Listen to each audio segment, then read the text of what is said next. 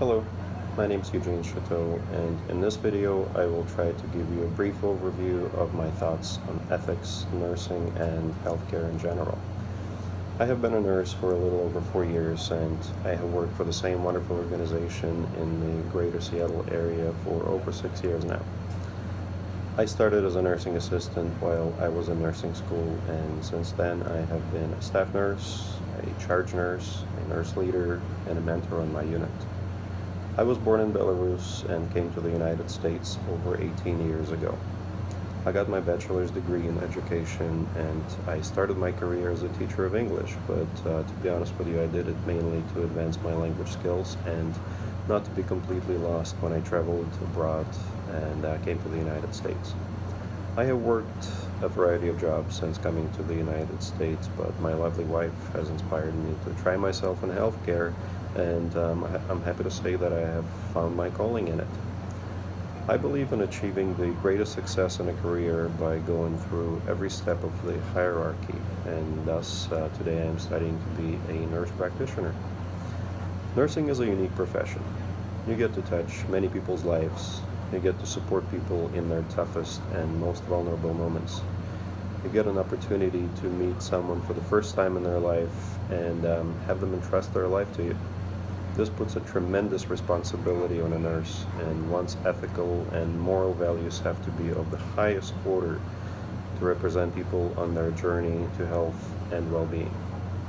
As far as what makes the action or a point of view ethical, it has to be consistent with the standards and values set by the society. And what is considered ethical in one part of the world may be completely different somewhere else.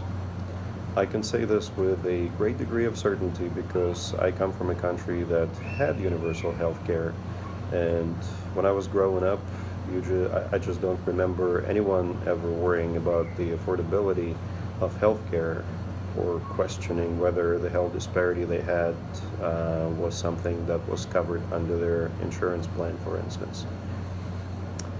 I am not saying that it was a perfect system, and I have to say that unfortunately today this system has fallen apart to a certain degree, but nonetheless it was one less thing to worry about. Were the Russians or Belarusians healthier than the Americans 20 years ago? Not necessarily, but then again, healthcare was not nearly as advanced back then as it is today.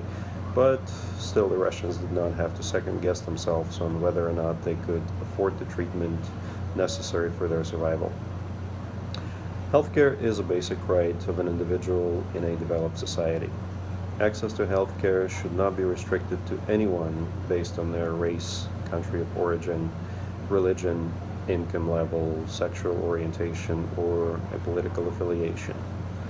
I consider myself to be a proud American, and I believe that in one of the greatest countries in the world, all people should be able to have access to affordable health care and not have to choose whether they will put the food on their table or get the treatment for their health condition. That said, I also believe in the values of the capitalist society. Professionals should be compensated fairly for their services as they bring knowledge, wisdom, and value to their clients, which they have acquired over a long period of time by investing time and money into becoming experts in their field. Nurses, nurse practitioners, and physicians, for example, have not just acquired their degrees by birthright, but majority of them choose the professions, and majority of them are actually quite good at it. I do not believe in abusing the system on either side. The patients should not be able to manipulate the legal system in order to acquire free, unwarranted health services, but the healthcare providers should not be able to get compensated for something they either did not do or if they intentionally, directly or indirectly, caused harm to their patients. Unfortunately, we all know that both are very much possible and happen every day. I do not believe in prejudice. I think that as healthcare professionals, we are obligated to treat everyone equally and fairly, and before we make any rash decisions or conclusions about someone, we need to thoroughly examine the situation for ourselves and listen to every party in order to make the best decision. In nursing, I encounter this rather frequently, for instance, when I get the report from my colleagues and they tell me that a patient is very difficult and I should prepare myself for a tough shift. I always take that with a grain of salt, and usually after meeting the patient and examining the situation for myself, I find the facts presented to me by the previous caregiver to be at times exaggerated, and often I am able to resolve the conflict that may have existed before. I definitely have my standards when it comes to healthcare. I have been a patient and I have been a caregiver, and I have seen good and bad from both sides of the spectrum.